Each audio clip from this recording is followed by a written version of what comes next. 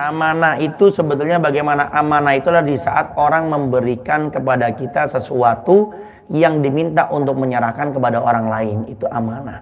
Mau itu berupa ucapan, mau itu berupa barang atau yang lain-lainnya. Dan itu wajib. Selama itu bukan sesuatu yang melanggar syariat.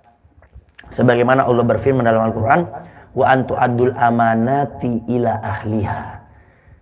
Dan kalian yang berikan amanah, maka serahkan kepada yang berhak menerima amanah tersebut. Bahkan kata para ulama, kalau ada orang diberikan amanah tidak dijalankan, itu arsy Allah bergoncang, tidak akan berhenti sampai amanah itu dilaksanakan. Bahkan dalam salah satu cerita tentang ayat tadi, wa antu adul amanati ila ahliya, itu satu-satunya ayat Quran yang turunnya di dalam Ka'bah. Tidak ada ayat yang turun di dalam Ka'bah secara langsung kecuali ayat amanah. Untuk menunjukkan, kata para ulama, begitu agungnya amanah. Diturunkannya dalam Ka'bah. Bagaimana asbab ceritanya? Nabi dikisahkan setelah Fathul Makkah membawa 10.000 pasukan sahabat Nabi dalam pembukaan Makkah. Nabi ingin sholat di dalam Ka'bah. Tapi pintu Ka'bahnya terkunci.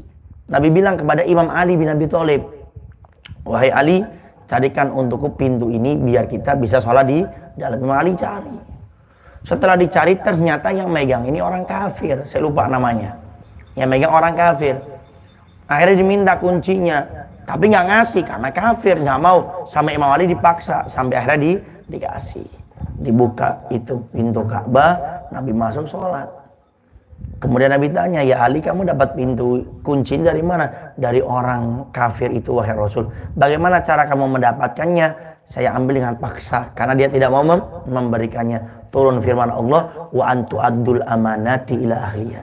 Artinya ini bukan haknya kamu, ini amanah yang diberikan kepada dia. Kembalikan. Dikembalikan sampai si laki-laki ini heran. Hai Ali, kamu tadi minta maksa, kenapa harus sekarang dikembalikan dengan baik? Nabi memerintahkan saya dan turun ayat tentang masalah amanah. Langsung masuk Islam seketika itu juga. Ya. Nah, maka kalau amanah itu seperti harus dijalankan, ya, dan itu berat, dan tapi pahalanya besar. Makanya hati-hati kalau sudah dapat amanah jadi RT, hati-hati. Walaupun cuma jadi RT, contoh Abah Dirja jadi RT di tempatnya, ya, itu berat. Ya, kenapa? Kalau ada satu di antara anggota RT-nya Abah Dirja yang bermaksud, itu dosanya kan ngalir ke Abah Dirja. Kalau Abah Dirja tidak mengingatkannya, ada pelanggaran, dibiarkan, kan itu. Contoh yang paling sering, ada perempuan di kampung kita yang di bawah naungan RT kita membuka aurat, kita biarkan, kita dapat dosanya. Kenapa? Kullukum ra'in wa kullukum mas'ulun an ra'iyati. Setiap di antara kalian pemimpin, dan setiap pemimpin, kata Nabi, akan dimintai di hari kiamat atas kepemimpinannya. Sehingga jangan main walaupun jadi RT. Makanya Al-Fakir saya kan sering cerita, saya kalau ingat hadis ini, saya cita-citanya pengen jadi RT, nggak usah jadi ustadz.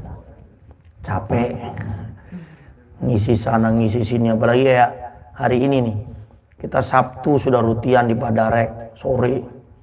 Bahkan kalau diruntut dari paginya itu, dari pagi subuh, kemudian ngajar pager live streaming setengah 7 sampai jam 7, ngajar di kelas tafakuh 8.45 sampai setengah 10, jam 10 berangkat ngisi acara ngopi.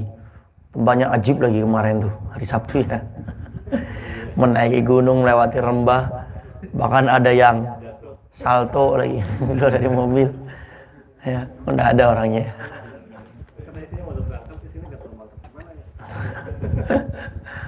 Akhirnya pas mau pulang, mau siap-siap, akhirnya ada tamu dari Al-Bahja, ngobrol sampai setengah 4, mepet waktunya.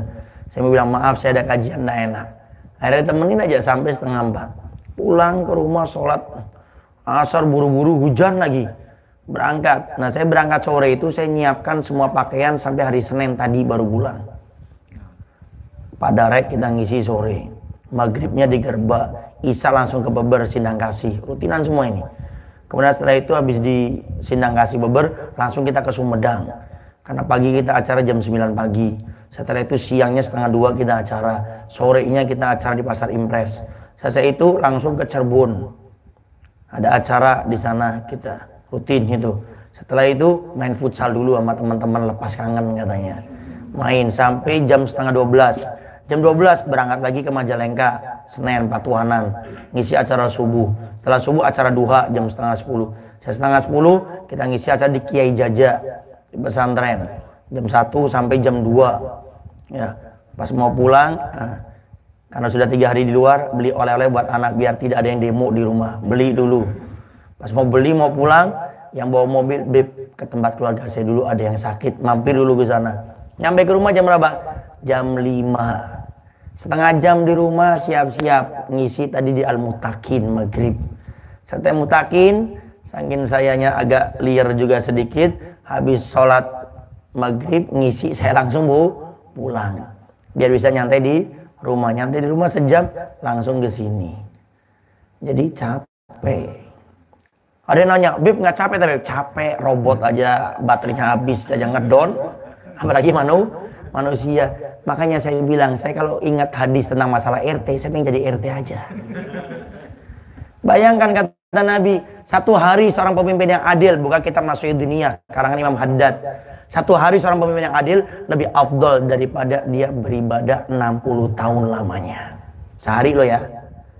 Saya jadi RT 10 hari, punya pahala 600 tahun full penuh dengan ibadah. Cerita Nabi pernah menceritakan Bani Israel yang beribadah 500 tahun. Itu kalah sama saya jadi RT cuma 10 hari. Ya, benar kan? 10 kali 60 berapa? 600. Tapi kalau saya ingat hadis Nabi, ancamannya sudah nggak jadi RT lah, nggak usah. Setiap satu orang dapat dosanya juga ngalir, nggak pakai. Tapi yang jadi RT doakan mudah-mudahan diampuni dosanya oleh Allah, diberikan kekuatan untuk menjalankan amanah dari Allah. Hidup Pak RT. Wallahu a'lam bishawab.